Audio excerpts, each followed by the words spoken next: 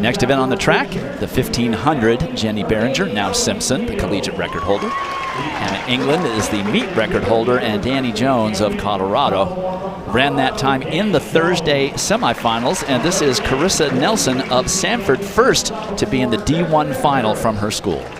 And she really stunned the field indoors, stunned track and field in general, capturing the NCAA mile title, the first championship for any Sanford athlete. So looking to carry that through that success here on the outdoor stage in the 1500. Also, though, you want to keep your eye here on a woman who has already captured a 1500 crown, Rianne Price, Mississippi State. She won the title as a freshman. We bring Larry Rawson in on this 1500, as we will on the steeplechase and 5,000. 12 athletes, and this is how they will line up. So Rianne Price, now a junior at Mississippi State, but the titleist 2 years ago in this race. We have seen her a lot this year covering the SEC.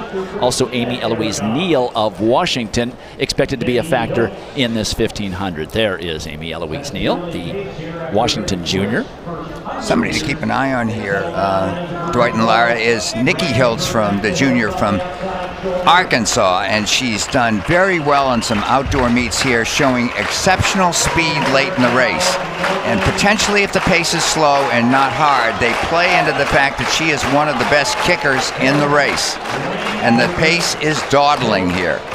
Keep in mind as well, Notre Dame has 2 athletes in this final, so it will be interesting to see possibly if they try to pack together and carry each other through, maybe try to push the pace here as we enter the second lap. Jessica Harris leading them through as she did in the semifinals, so enjoys running, front running, but she was not pushing the pace on Thursday's semifinal either.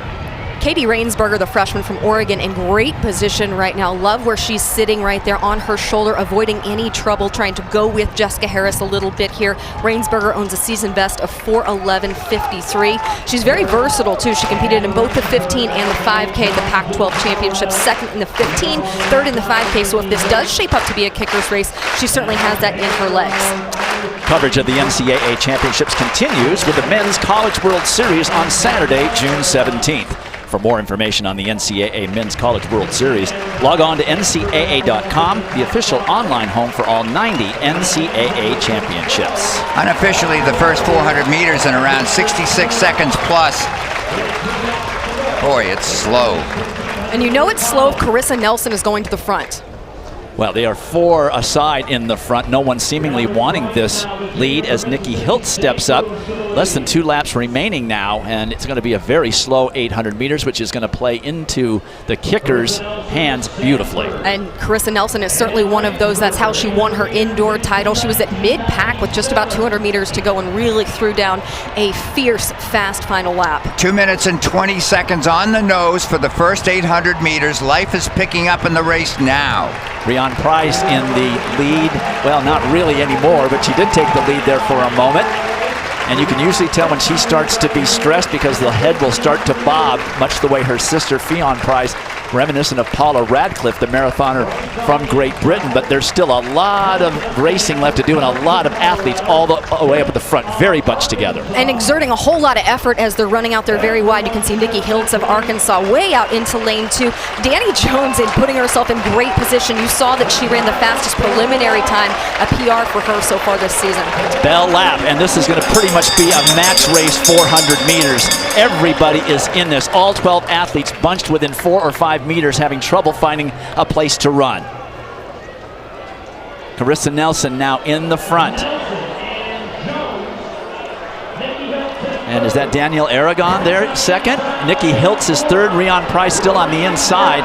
And Rainsberger trying to find some running room for Oregon.